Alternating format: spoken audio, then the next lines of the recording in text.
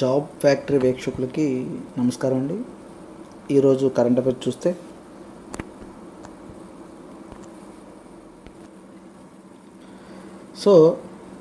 N95 రకానికి చెందిన మాస్కుల్ని same అటువంటివే తయారు చేసిన ఇండియా సంస్థ ఏది? చూడండి, మళ్ళీ క్వశ్చన్. N95 రకానికి సంబంధించిన అటువంటి మాస్కుల్ని ప్రజెంటు కరోనా సమయంలో మాస్కులు అనేది దొరకట్లేదు కదండి. మాస్కులు దొరికినా కూడా ఎక్కువ రేటుకి దొరుకుతున్నాయి. అందువల్ల అటువంటి ఆ రకానికి చెందిన మాస్కుల్ని తయారు చేసిన సంస్థ ఐఐటి ఢిల్లీ తయారు చేసిందండి. ఆ మాస్కుల పేరు ఏమంటే కవచ్ అండి. ఏంటండి? కవచ్. అదే కవచ్ మాస్కులను తయారు చేసింది ఎవరు అని అడుగుతారు. ఐఐటి ఢిల్లీ. ఇవి ఎటువంటి రకానికి చెందినంటే N95 రకానికి. అటువంటి మార్కులు కానీ ఆ మాస్కులు కాదు, అటువంటి మాస్కులు మాత్రమే. ఓకే. అందులో ఐఐటి ఢిల్లీలోని ఈటెక్స్ అనే సంస్థ తయారు చేసింది. దానికి సంబంధించింది ఈటెక్స్. ఐఐటి ఢిల్లీకి సంబంధించిన ఒక అంకుర సంస్థ అయిన ఈటెక్స్ కవచ్ని తయారు చేసిందంటే కేవలం దీని ఖరీదు 45 రూపాయలు మాత్రమే. అంత తక్కువ ధరకు ఎక్కువ నాణ్యత గల, అలాగే కరోనా వైరస్ని వ్యతిరేకించగలిగే మాస్క్ను తయారు చేసిన సంస్థ ఐఐటి ఢిల్లీ. కంటైనర్ ప్రయోగశాలని ఎవరు తయారు చేశారు? కంటైనర్ ప్రయోగశాలని ఎవరు తయారు చేశారు? ఆన్సర్ DRDO మరియు RCI.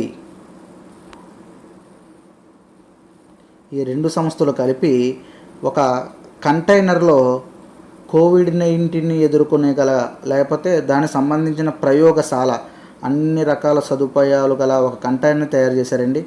ఈ యొక్క కంటైనర్ అనేది ఎక్కడికైనా తీసుకెళ్ళవచ్చు. ప్రజెంటు కొన్ని ప్లేసుల్లో ఎక్కువగా టెస్టులు ఉన్నాయనుకోండి, కరోనా పాజిటివ్ వ్యక్తులు ఉన్నారనుకోండి, వాళ్ళని టెస్ట్ చేయాలంటే అక్కడ ప్రయోగశాల ఉండదు.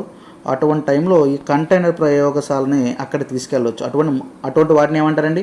మూవైబుల్ లేదా మొబైల్ అంటారు. మొబైల్ కంటైనర్స్ అంటారు. మొబైల్ కంటైనర్ని తయారు చేసిందని కూడా మొబైల్ కంటైనర్ని తయారు చేసింది ఎవరు అని కూడా అడగవచ్చు. DRDO మరియు RCI. DRDO అంటే ఏంటండి? Defence research and development organisation DRDO. RCI అంటే రీసెర్చ్ సెంటర్ ఇమారత్ అంటారండి. Research centre of Imarat RCI, DRDO ఈ రెండు సంస్థలు కలిపి ఈ కంటైనర్ ప్రయోగశాలని తయారు చేశాయి. చూడండి తర్వాతది. 4వ ఏషియన్ పారా గేమ్స్ ఎక్కడ జరుగుతాయి? 4వ ఏషియన్ పారా గేమ్స్ ఎక్కడ జరుగుతాయి? ఆన్సర్ చైనాలో ఎక్కడ? హాంగ్జో అనే ప్రాంతంలో. ఇది ఎందుకు వార్తల్లోకి వచ్చింది? దీని యొక్క సింబల్ ఏదైతే మస్కెట్, ఒక బర్డ్ని పెట్టారంటే ఆ బర్డ్ పేరు ఫీఫీ. దీని మస్కెట్ ఏంటండి? ఫీఫీ. అడగొచ్చు. ఫీఫీ అనే ఒక మస్కెట్ అంటే ఒక సింబల్ అండి, గుర్తు. ఆ యొక్క గేమ్ యొక్క గుర్తు అనమాట సింబల్. ఇది ఒక బర్డ్ అండి. దీన్ని ఏ గేమ్స్ పెట్టారు? ఫీఫీ అనే ఒక మస్కెట్ని ఏ గేమ్స్కి పెట్టారు అని వస్తే మీ 4వ ఏషియన్ పారా గేమ్స్ అని చెప్పొచ్చు. ఎక్కడ జరుగుతాయంటే చైనాలో హాంగ్జో అనే ప్రాంతంలో జరుగుతుంది. ఈ ఫీఫీ అనేది ఏంటంటే బర్డ్, ఒక రకమైన బర్డ్ అనమాట, డిజైన్ బర్డ్. తర్వాతది SS కరోనా అనే ఒక డోర్ టు డోర్ సర్వేని ఏ దేశం చేస్తుంది? Door to door survey. మీ యొక్క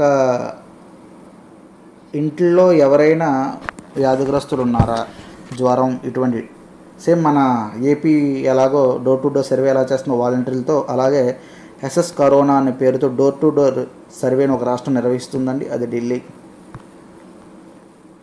ఇంతకుముందు ఢిల్లీ ఏం చేస్తుందో చెప్పుకున్నాం, తర్వాత వీడియోలో చూడండి.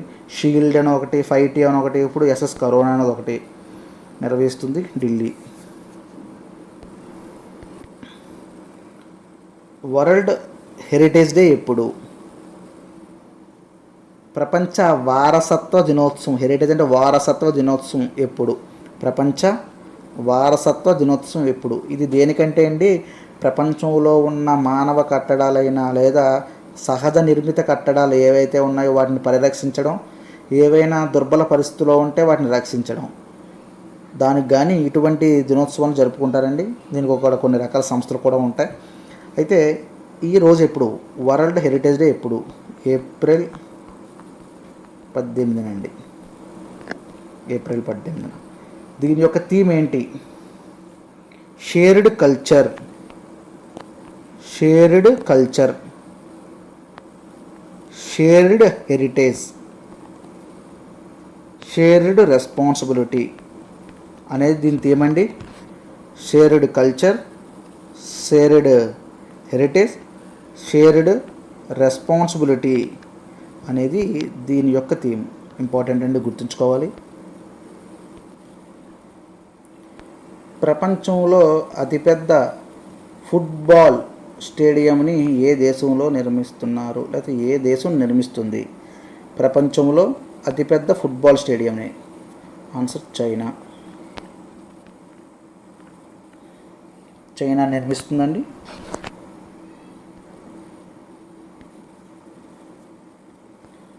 టైమ్స్ హయ్యర్ ఎడ్యుకేషన్ అనే ఒక సంస్థ ప్రతి సంవత్సరం ప్రపంచ యూనివర్సిటీ ర్యాంకుల్ని చెప్తుందండి. అంటే మీ దేశంలో ఉన్న యూనివర్సిటీలు ఏ ర్యాంకింగ్లో ఉన్నాయని చెప్పే సంస్థ టైమ్ హయ్యర్ ఎడ్యుకేషన్ అనే సంస్థ. ఇది యూకేకి సంబంధించింది. ఇది చేసే చర్యలు అంటే ఏ విధంగా అయితే దాని రూల్స్ రెగ్యులేషన్ ద్వారా ఈ ర్యాంకింగ్ని చూస్తాయో అవి ట్రాన్స్పరెన్సీగా లేవు, పారదర్శకంగా లేవని చెప్పి ఇండియాలో మొత్తం 7 ఐఐటీలు ఈ ర్యాంకింగ్ వ్యవస్థను వ్యతిరేకించాయి. ఏంటండి? 7. ఇవి ట్రాన్స్పరెన్సీగా లేవు అంటే పారదర్శకంగా లేవు అని చెప్పి మొత్తం ఏంటండి 7 ఐఐటీలు ఈ టైమ్స్ హయ్యర్ ఎడ్యుకేషన్ యొక్క ర్యాంకింగ్ సిస్టమ్ని వ్యతిరేకించడం జరిగింది 2020కి సంబంధించి. ఆ 7 ఏంటో చూద్దాం. Bombay, IIT Bombay, IIT Delhi, IIT Bombay, IIT Delhi, IIT Madras, IIT రూర్కీలా లేకపోతే Roorkee, IIT Roorkee, IIT Kanpur, IIT Kharagpur. మొత్తం ఎన్ని అయ్యండి?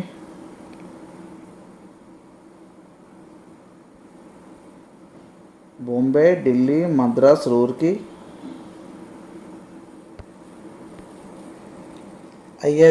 ఐఐటి గౌహతి. సో ఈ యొక్క 7 సంస్థలు వ్యతిరేకించడం జరిగింది. ఆంధ్రప్రదేశ్ ప్రభుత్వం ఇటీవలే కరోనా ర్యాపిడ్ టెస్టింగ్ కిట్లని సౌత్ కొరియా నుంచి తెచ్చుకుందండి. ఎక్కడండి? సౌత్ కొరియా దగ్గర నుంచి తెచ్చుకోవడం జరిగిందండి. కరోనాకు సంబంధించి టెస్టింగ్ కిట్లు అండి. అయితే ఒకటి ఎంత పడిందండి మనకి? 730 రూపాయలు పడింది ఒక టెస్టింగ్ కిట్టు. అదే ఛత్తీస్గఢ్లో అటండి 337 రూపాయలు పడిందని చెప్పి ఇటీవలే కాంట్రవర్సీ వచ్చింది. వాళ్ళకి 337కి అమ్మారంటండి, మనకి 730కి అమ్మారు. అయితే ఇది నిజంగానే జరిగిందా లేకపోతే ఇది ఏమైనా తప్పు ప్రచారం అనేది ఇంకా రాష్ట్రం కమిటీ వేసి నిర్ణయిస్తుందండి. అయితే ఈ టెస్టింగ్ కిట్లు అనేవి సౌత్ కొరియా ఏ కంపెనీ నుంచి ఆంధ్రప్రదేశ్ గ్రహించింది? ఆ కంపెనీ పేరేం పేరు?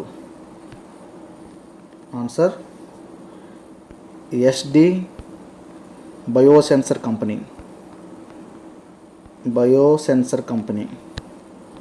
ఎస్డి బయోసెన్సర్ కంపెనీ అనే కంపెనీ దగ్గర నుంచి మనం 730 రూపాయలు ఒక్కొక్క టెస్టింగ్ కిట్ని, అలా సుమారు 1,00,000 నుంచి 2,00,000 ఇంకా పెరుగుతున్నాయని తెచ్చుకుందాం అనుకుంటున్నారు, కొనడం జరిగింది. ర్యాపిడ్ టెస్టింగ్ కిట్లు 10 నిమిషాల్లో రిపోర్ట్ వస్తుందండి దీనివల్ల.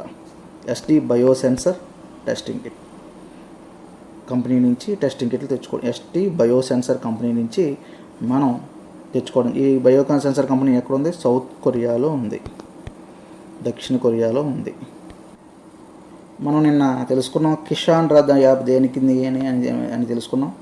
కిసాన్ రథ్ యాప్ అనేది రైతుల యొక్క వ్యవసాయ ఉత్పత్తులు అమ్ముకోవడానికి ఏ విధంగా చర్యలు తీసుకోవాలని ఆన్లైన్లో సెర్చ్ చేసే యాప్ అండి. ఈ యాప్ సెర్చ్ చేసినంటే ట్రక్స్ ఉన్నాయా లేదా అవైలబిలిటీ చెప్పడం జరుగుతుంది. అయితే ఈ యాప్ని తయారు చేసింది ఎవరు లేదా డెవలప్ చేసింది ఎవరు అంటే NIC, national informatics centre, NIC develop చేసిందండి. అది లాంచ్ చేసింది అంటే మినిస్ట్రీ ఆఫ్ అగ్రికల్చర్ లాంచ్ చేసింది, మినిస్ట్రీ ఆఫ్ అగ్రికల్చర్ డెవలప్ చేసింది నేషనల్ ఇన్ఫర్మేటిక్స్ సెంటర్. ఎస్డిఆర్ అంటే ఏంటి? ఎస్డిఆర్ అంటే స్పెషల్ డ్రాయింగ్ రైట్స్ అనేది దీని అర్థం అండి. స్పెషల్ డ్రాయింగ్ రైట్స్ ఇది కూడా ఒక రకమైన ద్రవ్యం. డాలరు, రూపాయి ఎలాగో ఎస్డిఆర్ అని కూడా ఒక రకమైన ద్రవ్యం అండి, మనీ అన్నమాట. అయితే ఇది దేనికి సంబంధించిందంటే ఐఎంఎఫ్ అనే ఒక అంతర్జాతీయ సంస్థకు సంబంధించి ఎస్డిఆర్ అనేది ఒక ద్రవ్యం. ఇది దాని దగ్గర ఇతర దేశాలకు సంబంధించిన కొంత డబ్బు ఉంచితే ఎస్డిఆర్ రూపంలో ఉంచడం జరుగుతుంది. అయితే వార్తల్లో ఎందుకు వచ్చింది అంటే ఇటీవలే కొత్త రూల్స్ వచ్చేయండి, దానివల్ల కొంచెం కాంట్రవర్సీ వస్తుంది. అందువల్ల ఎస్డిఆర్ అనేది మనం తెలుసుకుంటే సరిపోతుంది చిన్న ఎగ్జామ్స్కి. Covid free state, corona virus లేని రాష్ట్రంగా ఇటీవల ఏ రాష్ట్రం గుర్తింపు పొందింది? గోవాలో ఏప్రిల్ 3 నుంచి కూడా ఎటువంటి కేసులు అనేది నమోదు కాలేదు. అందువల్ల దీన్ని కోవిడ్ ఫ్రీ స్టేట్గా ప్రభుత్వం గుర్తించడం జరిగింది.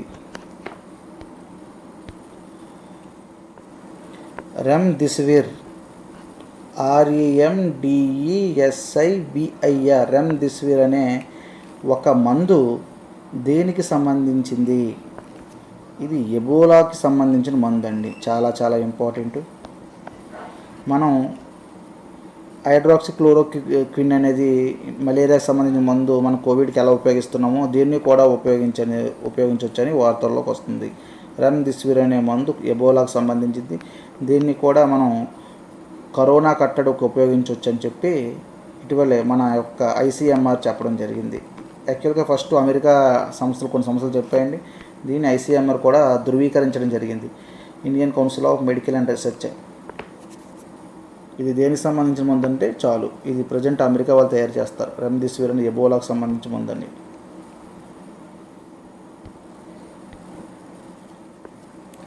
Centre for nano and soft matter sciences, centre for nano and soft matter sciences, దీన్ని సిఎన్ఎస్ అంటారండి. ఈ సంస్థ డిఎస్టి ఆధ్వర్యంలో పనిచేస్తుంది. ఇందుకే డిఎస్టి అంటే డిపార్ట్మెంట్ ఆఫ్ సైన్స్ అండ్ టెక్నాలజీని డిఎస్టి అంటారు. దీని ఆధ్వర్యంలో పనిచేస్తుంది. అయితే ఇది వార్తల్లోకి ఎందుకు వచ్చింది అంటే ఈ సంస్థ సిఎన్ఎస్ సంస్థ ట్రిబోఈమాస్క్ని తయారు చేయడం జరిగింది. చాలా ఇంపార్టెంట్, గుర్తుంచుకోవాలి. ట్రిబోఈమాస్క్ అంటే ఏంటి? ట్రిబోఈమాస్క్ అంటే ఏంటి? ట్రిబోఈమాస్క్ అంటే ఏంటంటే మనం ఒక మాస్క్ పెట్టుకున్నాం అనుకోండి నోటికి, అది ఆటోమేటిక్గా విద్యుత్ ఆ మాస్క్లో జనరేట్ అయ్యి అక్కడున్న సూక్ష్మజీవుల్ని చంపేస్తుందన్నమాట. సూక్ష్మజీవుల్ని చంపడం జరుగుతుంది. అంటే తనకు తానే విద్యుత్తుని జనరేట్ చేసుకుంటుంది. ఇది ఒక రకమైన రెండు రకాల గుడ్డలు ఉంటాయి. ఆ గుడ్డలు ఒకదాంతో ఒకటి వ్యతిరేక చర్యలు జరిగి అక్కడ విద్యుత్తు తయారయ్యి ఆ విద్యుత్తు బయట ఉన్న సూక్ష్మజీవుల్ని చంపడం జరుగుతుందండి. దీనివల్ల మన కరోనా వైరస్ లాంటి క్రిములు కానీ వైరస్లు కానీ బ్యాక్టీరియా లాంటి ఎటువంటి ఏమున్నా చనిపోవడం జరుగుతుంది ఆ విద్యుత్ జనరేట్ వల్ల. అంటే చాలా తక్కువ అనమాట, ఓన్లీ సూక్ష్మజీవులకి హాని కలిగిస్తాయి. దాన్ని ట్రిబోఈమాస్క్ అంటారు. తయారు చేసింది సిఎన్ఎస్ అనే సంస్థ. ఇంపార్టెంట్, గుర్తుంచుకోండి. ఈ గుడ్డని నైలాన్తో తయారు చేస్తారండి. ఓకే, అదంత ఇంపార్టెంట్ ఏం కాదు. ఫాక్స్ ద్రాక్ష అనేది ఏ రాష్ట్రానికి సంబంధించింది? బెంగుళూరు. ఇటీవలే దీనికి జిఐ ట్యాగ్ రావడం జరిగిందండి. దీనివల్ల ఇటువంటి ద్రాక్ష పళ్ళు ఎక్కడమైనా కూడా వాళ్ళ మీద కేసేసే అవకాశం ఉంటుంది. జిఐ ట్యాగ్, దీన్ని జియో ట్యాగ్ అని కూడా అంటారు. ఫాక్స్ ద్రాక్ష. ఇలా బెంగళూరులో ఇంకో 2 ఉన్నాయండి ఎటువంటివి. థామ్సన్ సీడ్లెస్ ద్రాక్ష పళ్ళు ఉంటాయి. సీడ్లెస్ అనేది ఒకటి. అలాగే అనాబ్ ఈ షాహీ దిల్కుష్